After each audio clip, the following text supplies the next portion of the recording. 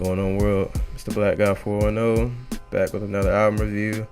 And today I want to discuss the latest album from Pusha T, My Name Is My Name. Just for a quick intro, for people who don't know who he is, a former member of the Clips, along with his brother Malice, or No Malice as he goes by now. That's pretty much how he got his buzz. They started with a debut album, Lord Willin', which was really dope. That was actually the first album that I ever bought with my own money. They followed that up with Hell Hath No Fury, which some people consider that to be a classic. I'll leave that up for debate. I won't say it's a classic, but I will say I think that by far was their best work. Then they did Till the Casket Drops, which probably out of the three albums they did, that was probably my least favorite. It wasn't bad, but it wasn't a great album either. But it was still a solid release. And since those days, he and his brother parted ways musically, and they've both been on a solo tip. Pusha's now signed to Good Music, and this is his first major solo intro to the world. And yeah, I'm just gonna jump right into it. The first thing that jumped out to me about this album when I first saw the track list was, one, this is a pretty short album with only 12 tracks, and two, he has a really lengthy list of features. Names including Chris Brown, Rick Ross, Ab Lava, The Dream, Jeezy, Kevin Costner, Kelly Rowland, 2 Chainz, Big Sean, Kendrick Lamar, Future, and Pharrell. So yeah, for 12 tracks, that's a lot of features. And if you were to look at this list like I did before listening to it, you probably think, man, this guy probably can't really hold his own without a song, and he has to have all of these, extra people to make his work sound good. Which, after listening to this, I can say I don't think that's entirely true. He can definitely hold his own on some of these tracks. A lot of these features, some of them, they only do hooks. They don't contribute verses. Like Chris Brown was only a hook. The Dreams was only a hook. And I think, the Kelly Rowland one was only a hook. But that didn't work. I'll get into that a little bit later, though. But he definitely held his own on here. I will say, though, that with some of these features, I think I could have done with some of these. He probably just should have left off here. They just didn't. They didn't bring anything really to the table that I ain't gonna say he could have done himself, but he could have found, I guess, another way to execute the song without these people. But I'll get into those specifics when I go more into the tracks. But content-wise, this album is, I guess, typical Pusha T, what you would hear from him. He's very, that D-boy, dope boy, coke rap, whatever you want to call it. But what I like about it is that even though he sticks to that topic, and it's not really a broad range of topics, he's still very lyrically, very witty. I still think lyrically he's better than a lot of people. So that's the reason why that even though his subject matter isn't always, is deep, I guess, as it could be, he still has a good witty way of delivering it. He always has, even with on the old Clips albums, and he still does. And also he has a way of, while this can be, it can be kind of braggadocious, I guess, if I'm even saying that right, but he still has a way of still seeming human. He doesn't come across as, I'm this untouchable, drug dealer, can't be stopped, blase. Like on some of these tracks, he definitely delivers more personal sides and personal flaws and things about him. So it doesn't just make it seem like he's some, undisputed kingpin that can't be touched. As far as specifics of pros and cons about this, I would say this album was solid, wasn't great, wasn't terrible, as some people I've seen review this say they thought it was whack. I didn't think it was whack, but it wasn't great. he had some high points. Like I said, lyrically, he, even with that drug mafioso rap, he still, he still has witty bars. He still delivers dope verses. Even with all of these features, he holds his own. It's not like he's being, crazy outshined on any of his tracks or anything like that. Even the one, he has a song with here on toward the latter end of the album with Kendrick Lamar. It's not like, people are coming in his tracks and just, taking over his song. He's still, holding it down with the lyrics. And the production on here was pretty good. I'm kind of middle of the road with the production on here. There was some beats on here that I really dug. Some of them seemed a little thin, I guess, for lack of a better term. But they overall fit. But I do think that the production could have been a little bit better. I don't know. I guess probably because I was a big fan of Hell Hath No Fury, and the production on that album was crazy. And I guess going into this, I should have expected, since it's his solo work, that it probably would be a little different, and it was. But I guess I just kind of compare it to his old work, and I guess I was just expecting a little more. Like I said, though, it wasn't horrible production, but I think on some tracks it could have been better. Where this album falls short, I guess I'll get into some of these features that didn't work out too good.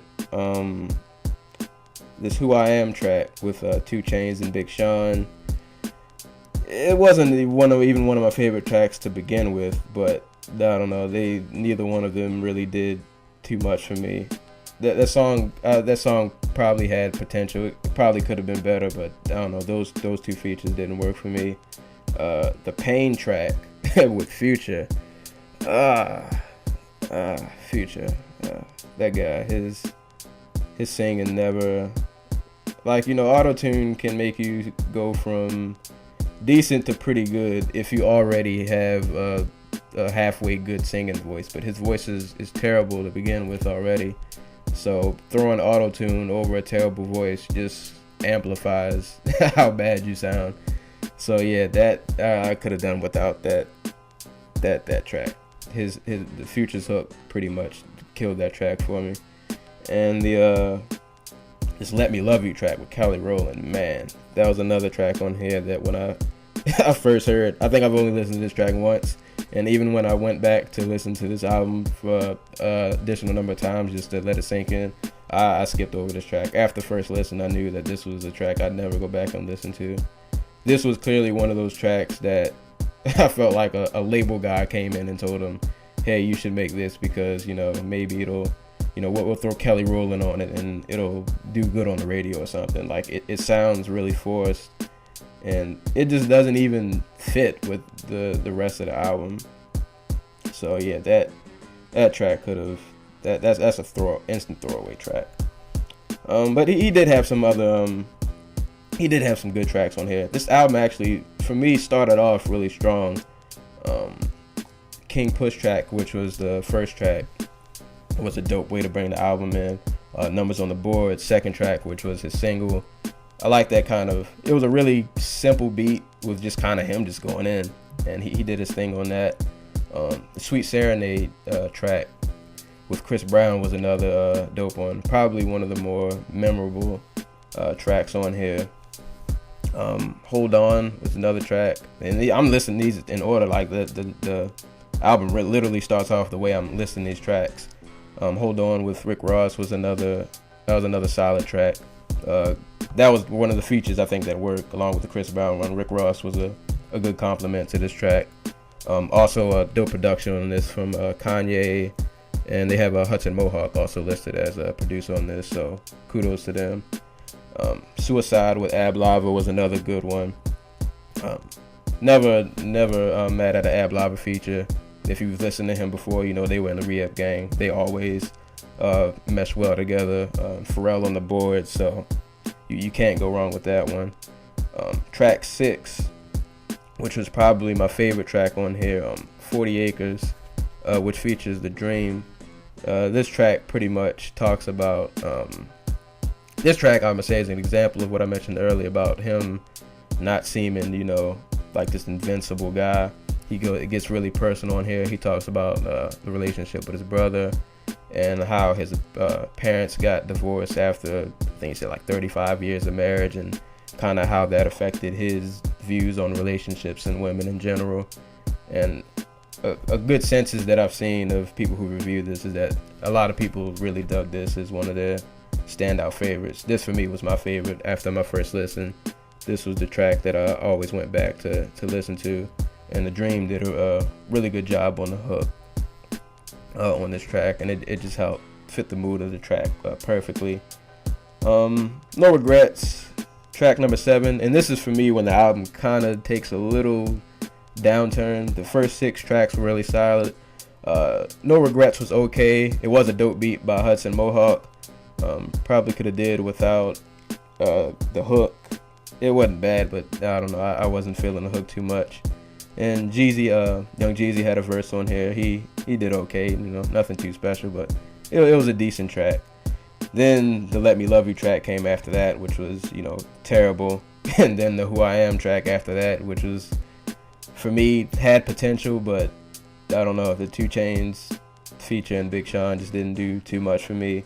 It did pick back up with the Nostalgia track with Kendrick Lamar. This was another just kind of simple beat, but them two just, you know, going in. And, you know, lately Kendrick has been all the rage, so I guess you can't ever really go wrong with Kendrick feature. And that track followed with followed by with the Pain track, which probably just should have been left off here, or at least they could have got somebody else other than Future to be on the hook. And then this album ends with track Snitch, produced by Pharrell, which I've seen other people like rave about this track. I don't know, maybe I just heard something different. Like, it wasn't a terrible track, but I don't know, I didn't think it was that great. I guess it was a decent way to end the album. But overall, I think he gave a good debut, I guess, mainstream introduction to the world. This was a solid project. Like I said, it wasn't anything mind-blowing. Really, I think one of the things that kind of hurt this album was, even though some of these tracks are good and he delivers like really dope verses, some of them just don't, I don't know, they don't stick out enough, I guess. I can't really phrase it the way I want to, but they're somewhat forgettable. They're not the catchiest songs all the time, even though the verses are dope. You know, a lot of these tracks I don't have a desire to go back and just jam over and over. You know, even though they are good tracks, they're missing that extra something. I don't know, but still though, solid album. I think he did show that he can still, even with all these features, that he's still lyrically ahead of a lot of people. He can hold his own on tracks, and I think he has a lot of room to grow as a solo artist. I would like to see, hopefully on his next album, maybe cut down on some of these features, and, you know, not put Future on any more of your hooks, and probably never do a song with Kelly Rowland again. Or at least if you do a song with Kelly Rowland, don't make it such a obvious attempt at a radio single or just one of those popular singles. You know, you can tell when somebody's trying to do that, and that it didn't work at all. But yeah, this was solid. If I had to give it a rating, I'd say this was a solid 7 maybe out of 10. Like I said, not bad, not great, had room for improvement, but it showed flashes of his talent, and you definitely saw what he could do lyrically. And with the people that he has behind them, you know, he probably can only get better. But yeah, if you've heard this album, tell me what you think. Leave a comment. Did you like it, hate it, or you kind of middle of the road like me? Please subscribe to my channel, just throwing that out there. And yeah, hopefully I'll be back soon with another review, but until next time, catch y'all later. Be easy.